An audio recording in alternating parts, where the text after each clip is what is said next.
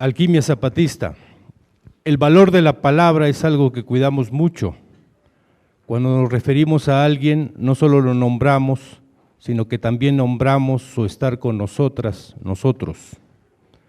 Así decimos hermano, hermana, pero cuando decimos compañera, compañero, hablamos de un ir y venir de alguien que no está fuera, sino que junto nuestro mira y escucha el mundo y por él lucha. Menciono esto porque está aquí junto nuestro el compañero zapatista don Pablo González Casanova, quien, como es evidente, es en sí mismo un municipio autónomo rebelde zapatista. Y como está aquí el compañero Pablo González Casanova, voy a tratar de elevar el nivel y el rigor científico de mi exposición, evitando toda clase de albures, en grande y en chiquito, presten atención. Ahorita no agarran ni una. Alquimia. Antes de que se agoten su saldo consultando en sus celulares y tabletas qué es alquimia en Wikipedia y que me abrumen con toda clase de definiciones, les aclaro que con esto nos estamos refiriendo a un antecedente, a un paso previo, si es necesario o no, ahí lo vean, a la constitución de una ciencia como tal. O como decía el finado Submarcos, la alquimia es una ciencia enferma, una ciencia invadida por los parásitos de la filosofía, el saber popular y las evidencias que saturan el complejo mundo de la comunicación actual, según se puede leer en uno de los documentos que dejó a su muerte. En ese texto, el difunto señalaba que la alquimia no era necesariamente un antecedente de la ciencia en el sentido de la expresión toda ciencia fue alquimia antes de ser ciencia, sino que era una no ciencia que aspiraba a ser ciencia. Dice también que la alquimia, a diferencia de las pseudociencias, no construye en base a una mezcla de verdades y conocimientos con evidencias y lugares comunes. La pseudociencia, señala, no se acerca a la ciencia, sino que se separa de ella y se convertirá en su enemigo más feroz y con mayor éxito de difusión en una situación de crisis. No constituye una explicación alternativa de la realidad, como sería en el caso de la religión, sino un razonamiento que suple, invade y conquista el pensamiento científico, ganándole la batalla más importante en una sociedad mediática, la de la popularidad. La pseudociencia no pretende ni aspira al argumento de la fe, la esperanza y la caridad, sino que ofrece una explicación con estructura lógica que embauca la razón. En sentido llano, la pseudociencia es un fraude propio de la charlatanería que abunda en la academia. La alquimia, por otro lado, aspira a liberarse, a curarse, a purgar los parásitos que son los elementos no científicos.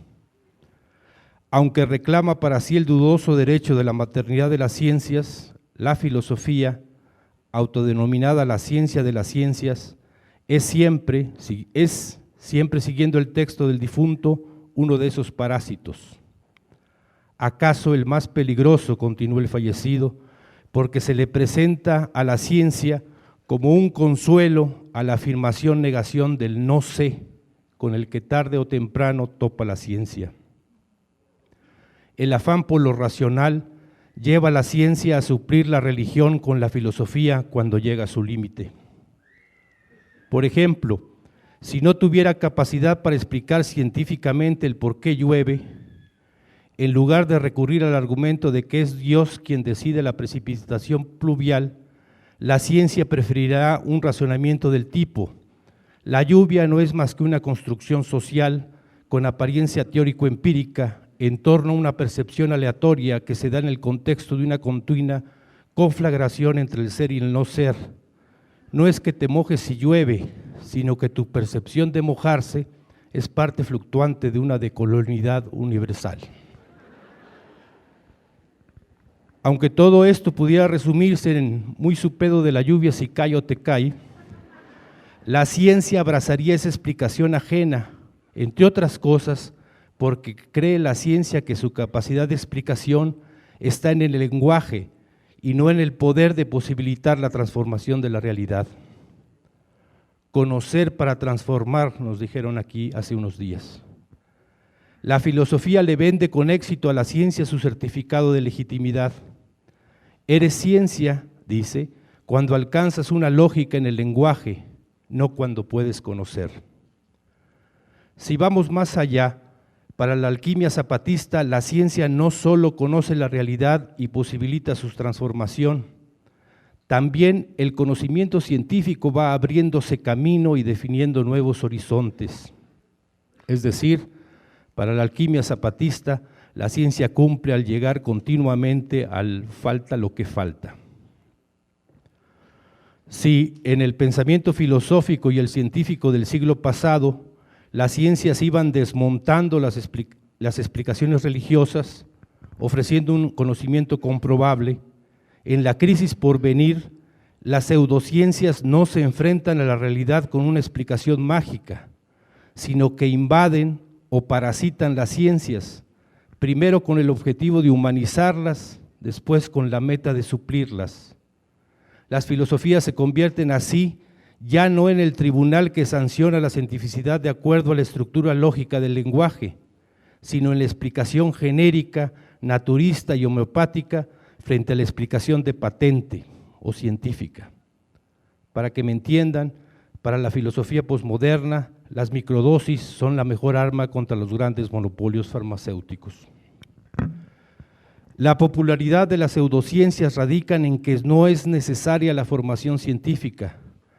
Basta nutrirse en los recovecos del lenguaje, suplir la ignorancia con la pedantería mal disimulada y las evidencias y lugares comunes con la elaboración lingüística compleja. Frente a una afirmación del tipo, la ley de la gravitación universal afirma que la fuerza de atracción que experimentan dos cuerpos dotados de masa es directamente proporcional al producto de sus masas e inversamente proporcional al cuadrado de la distancia que los separa, la ciencia recurrirá a la observación y la experimentación, mientras la filosofía analizará el razonamiento lógico en el lenguaje. Otro ejemplo, una aseveración de las neurociencias, del tipo, una lesión en el área 17 del lóbulo occipital puede causar ceguera cortical o puntos ciegos, dependiendo de la extensión de la lesión. Esto puede ser comprobado con resonancia magnética funcional, con un electroencefalograma o con tecnologías semejantes. Para esto, claro, fue necesario que la ciencia avanzara hasta poder estudiar el cerebro y explicar sus partes. También fue necesario el desarrollo de otras ciencias que permitieran la tecnología para obtener neuroimágenes funcionales.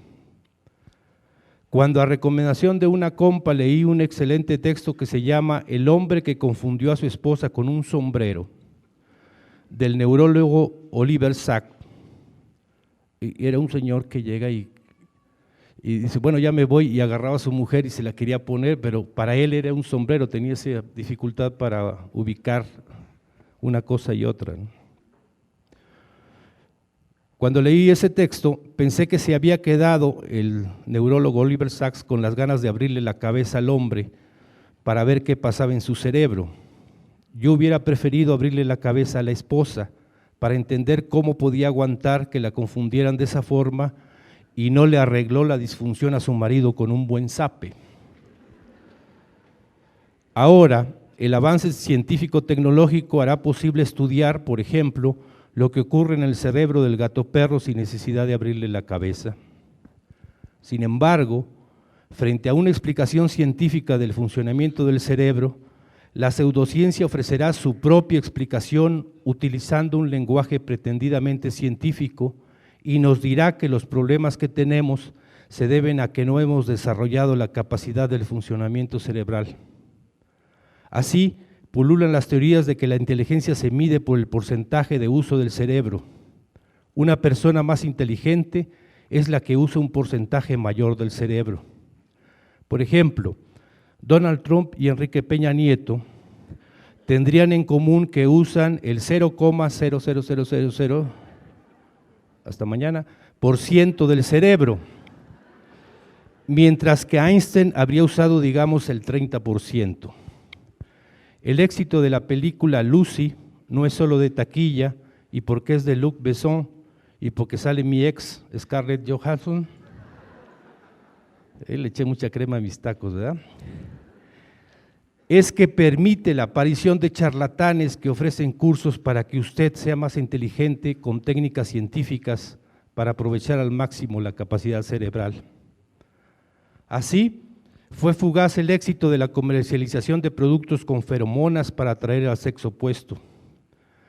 Si usted, mi buen, no agarra ni el autobús, no es porque no se despegue de la pantalla de la televisión o de la computadora, sino a que no utilice este jabón perfume que al primer uso verá cómo se le arrojan encima como si fuera usted youtuber, twitstar o el meme de moda. Y mire nomás, por esta única vez tenemos esta oferta de 333 por el precio de 2, pero solo si en los próximos 15 minutos marca el número que aparece en pantalla. Recuerde tener a la mano el número de su tarjeta de crédito. ¿No tiene usted tarjeta de crédito? Pues por eso usted no pesca ni un resfriado. No, amigo, amiga, ni las feromonas le van a servir. Mejor cambie de canal o póngase a ver videos de caídas graciosas, de las profecías de Nostradamus o cosas parecidas que le den material de conversación en la sala de chat de su preferencia. Pero al relevo está la chambonada de la capacidad cerebral que está supliendo las feromonas con productos que desarrollan sus capacidades cognitivas y puede ser usted, amigo o amiga, una persona de éxito y aprender pilotaje y reparación de naves interestelares en YouTube.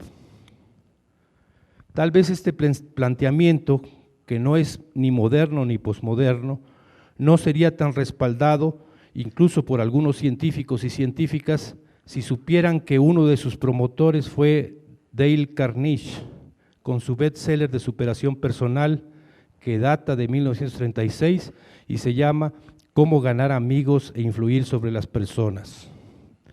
El libro de cabecera de John M. Ackerman y de otros.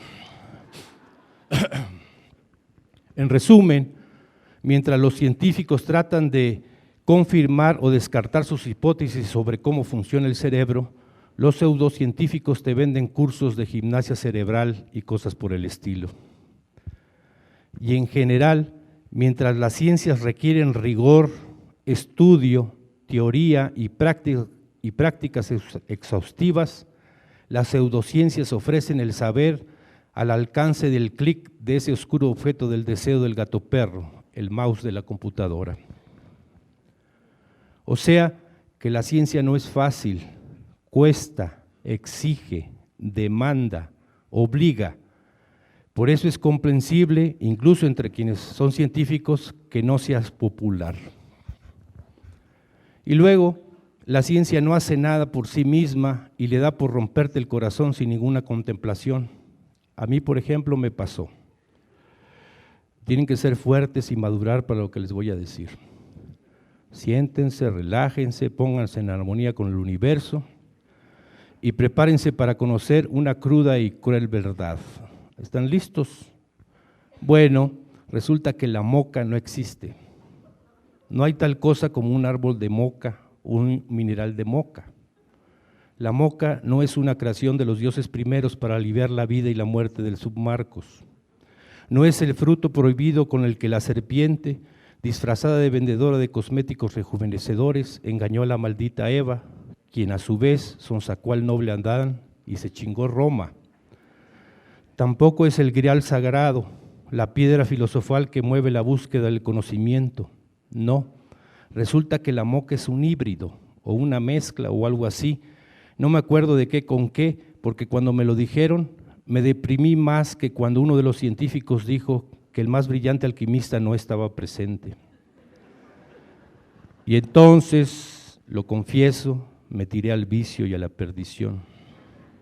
Me alejé de las distracciones mundanas y entendí entonces el éxito de las filosofías y las pseudociencias en boga actualmente. ¿Para qué vivir si la moca no es sino una construcción del imaginario social? Entonces entendí mejor a ese filósofo espontáneo que hubiera tenido un gran éxito en las redes sociales y que respondió al nombre de José Alfredo Jiménez. Caminos de Guanajuato sería la Kritik der reinen Vernunft que Kant no pudo elaborar. Pero pese a heridas y cicatrices, las pláticas de ustedes empiezan a producir efectos. Un oficial insurgente escuchó la plática que dio el doctor Claudio Martínez de Bat en la que nos explica lo que se refiere a la herencia genética y concluyó que es cierto.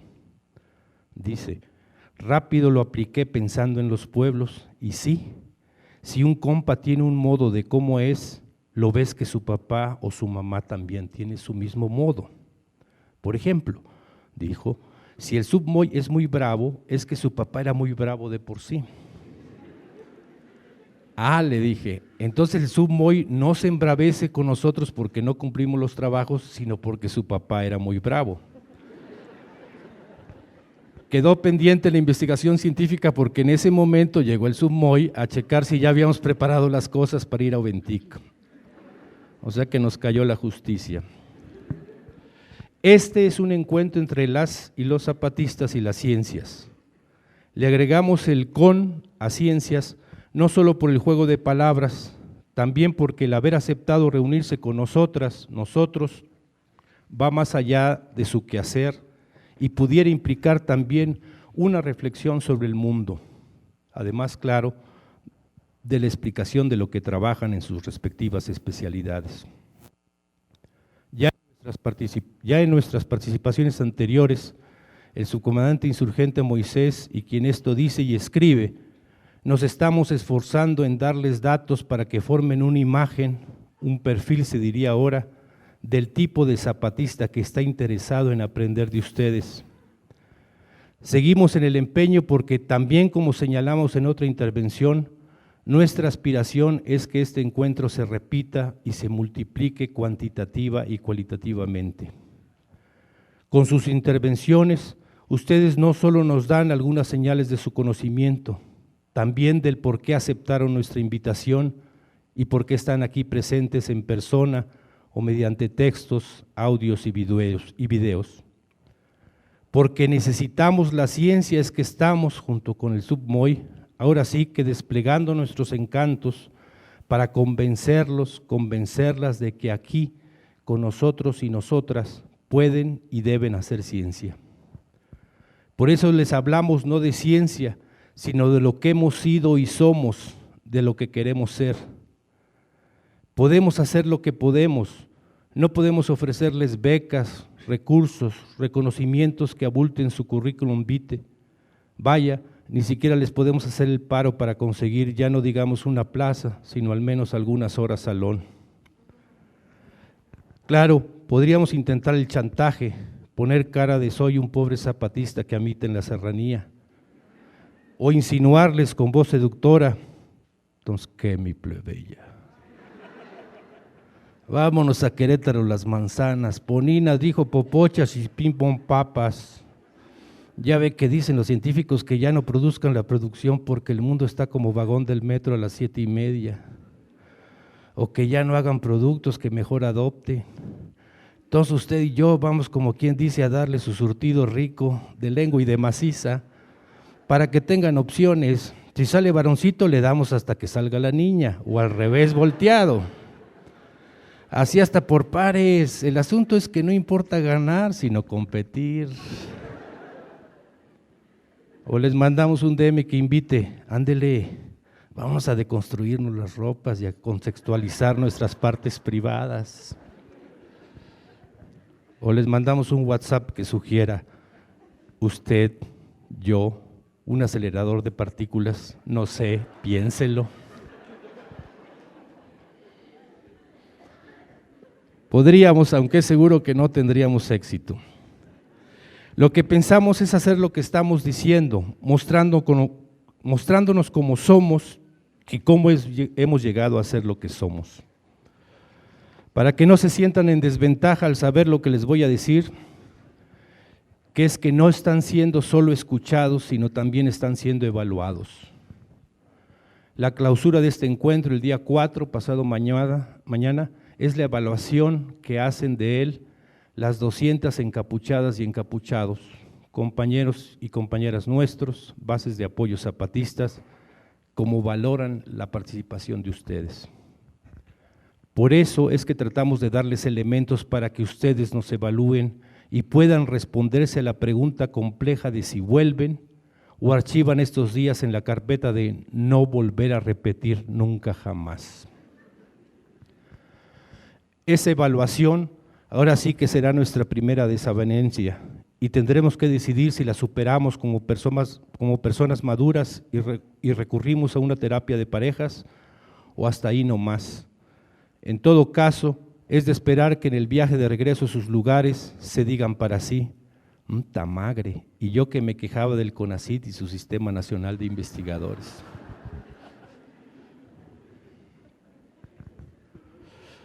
Antes les dije que un camino para conocernos era preguntar por qué preguntábamos lo que preguntábamos. Así que otras preguntas podrían ser, ¿qué entienden o esperan de la ciencia y de los científicos?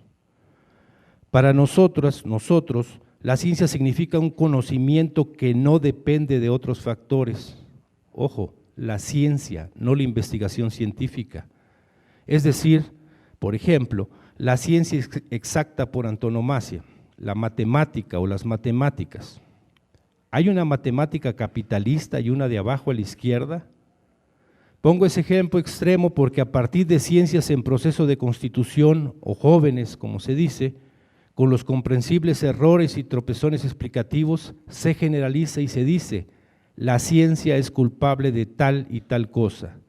La ciencia es racista, discrimina, no toma en cuenta el drama personal y pasional del científico. Y de ahí, en el apocalipsis del gato perro, pasar a convertirse en la madre de todas las desgracias. Nosotras, zapatistas, no hacemos ciencia, pero queremos aprenderla, estudiarla, conocerla, aplicarla. Conocemos el cortejo que tenemos de las pseudociencias y su ruta de optimización de la pobreza. El querer engatusarnos diciéndonos de que los no conocimientos que tenemos son en realidad saberes, dicen.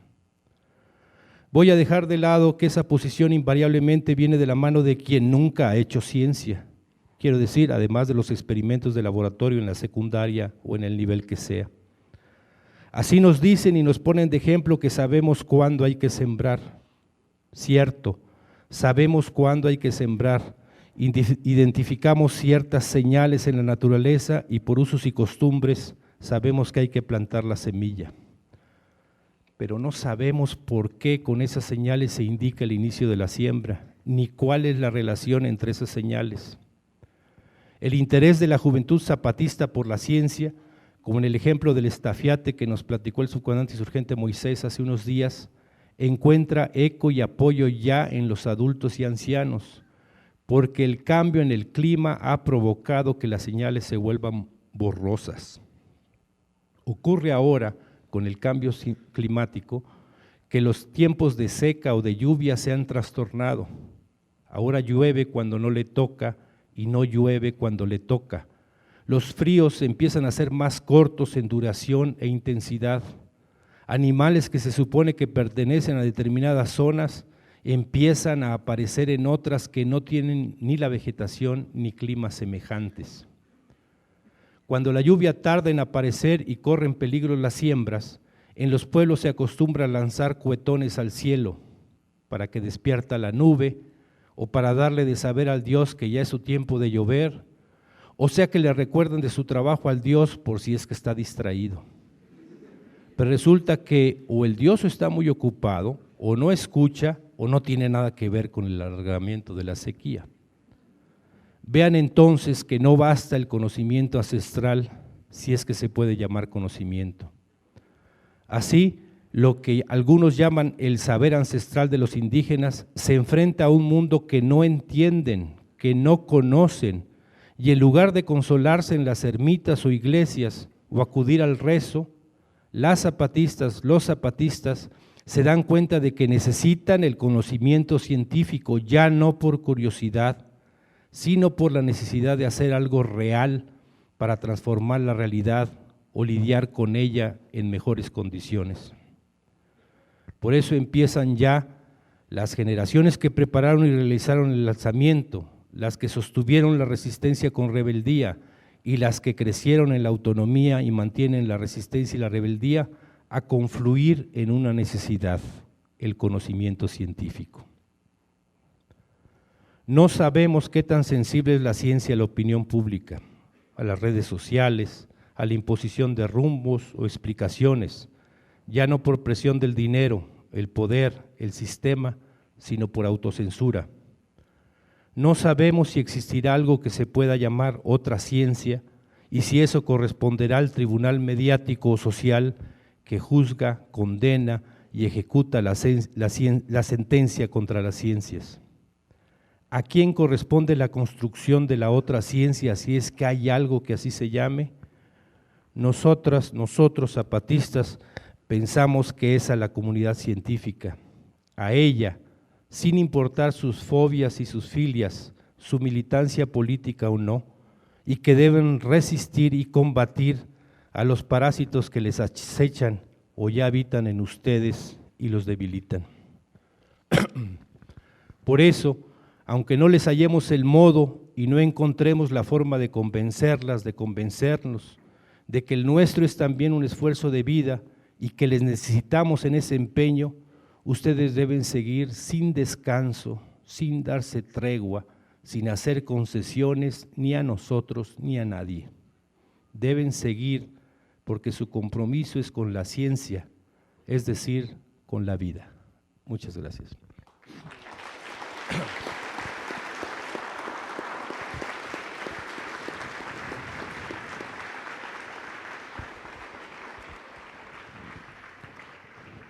Del cuaderno de apuntes del Gato Perro, el 3 de 3 del Gato Perro. No sé si todavía, pero hace unos 10, 12 años se cantaba, bailaba el ska. ¿Todavía se baila? Ya no. Está puro viejito hay aquí, pues. Bueno. Recuerdo vagamente que se organizaban conciertos para la banda y en solidaridad con las distintas luchas populares.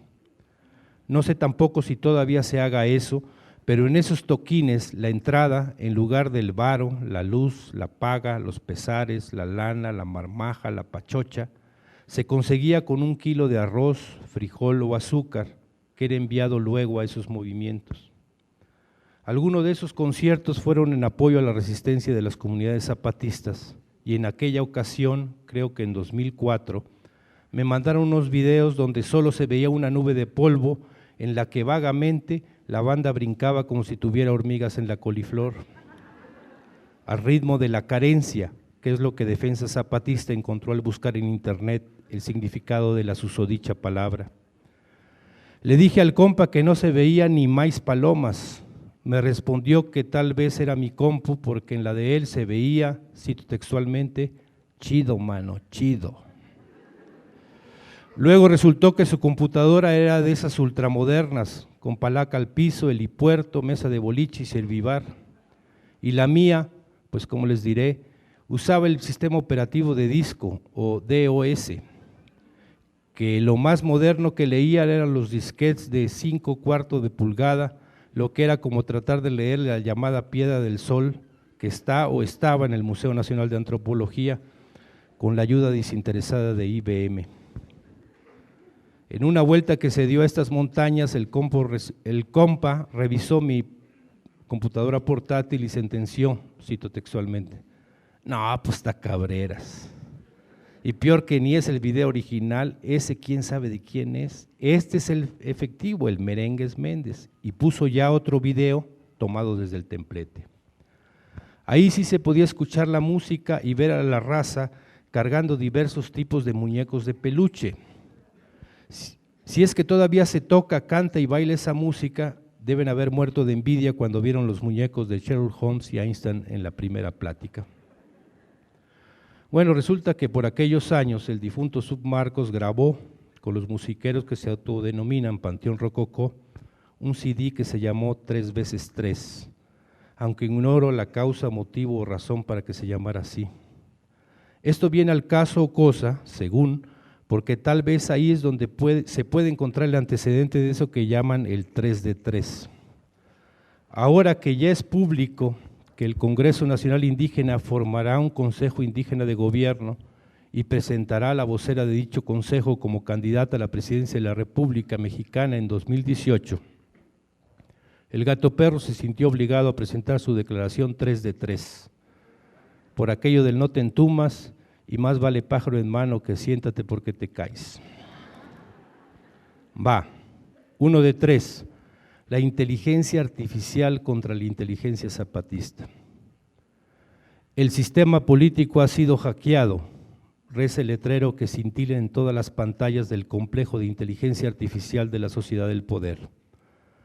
La sala central de chat se enciende, en forma casi simultánea aparecen diversos nicknames, a cual más de ridículos. Empieza un parloteo insulso que cesa inmediatamente cuando aparece el nickname de Bossy. No es una reunión como cualquier otra, y no me refiero a que nadie asiste de cuerpo presente, ni siquiera aparecen los avatares de rigor, solo voces, pero cada voz sabe su lugar en la jerarquía. Mientras menos hable, mayor su rango. En este momento una voz señala. No creo que haya de qué preocuparse realmente. Es claro que eso no hará sino saturar aún más el centro. Una opción más para quienes creen que eligen y deciden. No le veo mayor problema, hay que dejarlo seguir. Y bueno, esa geografía está definida desde hace tiempo. Sugiero que pasemos a otro tema. Otra voz interrumpe, en su tono dubitativo se adivina su nivel. Disculpen, creo que no debemos menospreciar lo que pretenden. Basta darse cuenta que ni siquiera estaba contemplado entre los miles de escenarios que previeron nuestros sistemas. De hecho, no nos dimos cuenta hasta que las pantallas lo avisaron. Cuando vimos el parpadeante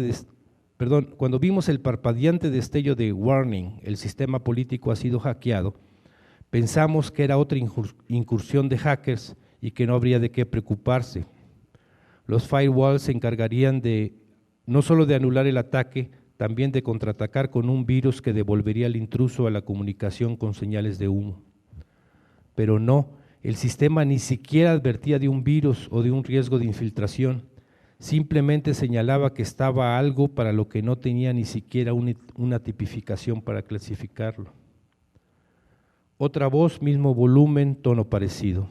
Coincido, la propuesta es demasiado arriesgada como para que se conformen con disputar el centro. Estuve haciendo cuentas y creo que apuntan a quienes ni siquiera aparecen en nuestra estadística. Esta gente quiere destruirnos. Varias voces estallaron en murmullos, las pantallas cintillaron con textos con caracteres ilegibles para los no conocedores. Una voz cuestionó, ¿qué sugieren? El vacío, dijo una voz, que los medios miren hacia otro lado. Ya lo hemos hecho antes, así que no habrá problema. Procedan, dijo otra voz, y varias pantallas se iluminaron con la sentencia offline. Solo quedaron las voces pequeñas. Bueno, dijo una, pues creo que otra vez tendremos que lidiar con sorpresas no previstas. ¿Y tú qué harías?, preguntó otra. ¿Recuerdas el chiste malo de hace unos años de que si querías prepararte para el futuro tendrías que aprender chino? Bueno, yo recomendaría empezar a estudiar lenguas originarias. ¿Y tú? Bueno, podríamos tratar de encontrar un puente, algún tipo de comunicación. ¿Y para qué? Pues para negociar condiciones dignas en la cárcel, porque no creo que esa gente ofrezca amnistía alguna, ni anticipada ni posterior. ¿Y tú qué sugieres? Una voz hasta ese momento en silencio dijo, diría que aprender, pero creo que ya es demasiado tarde para eso. Pero tengo una hipótesis, continuó. Lo que ocurrió es que la inteligencia artificial que anima a nuestro servidor central funciona con los datos con los que lo alimentamos. En base a ellos, la inteligencia artificial prevé todos los escenarios posibles, sus consecuencias y las medidas a tomar. Lo que pasó es que lo que hicieron no estaba en ninguno de nuestros escenarios. La inteligencia artificial como quien dice, sacó de onda y no supo qué hacer, activando simultáneamente la alarma anti-hackers y el antivirus y echando a andar la reacción al escenario más cercano que tuvo a la mano, es decir, el subMarcos como aspirante presidencial. Otra voz lo interrumpe, pero el Marcos ya está muerto. Pero el Marcos ya está muerto, ¿no? Está, responde otro, pero por lo mismo.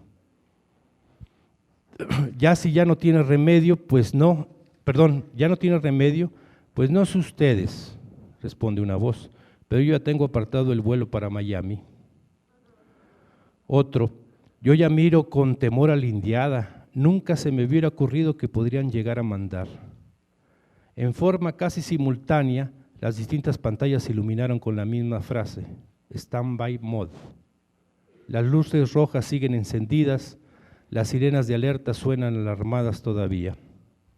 Lejos de ahí, unas mujeres del color que somos de la tierra apagan su computadora, desconectan el cable del servidor y sonríen y parlotean en una lengua incomprensible. Entonces una niña llega y pregunta en español, oí mamaces, ya lo acabé la tarea, ¿ya me puedo ir a jugar? Es que no hemos completado el equipo, pero no preocupas mamaces, ya vamos a hacer más. De repente dilata, pero ya vamos a hacer más. Las mujeres salen corriendo y riendo detrás de la niña. Corren y ríen como si al fin hubiera un mañana. Doy fe. Gracias.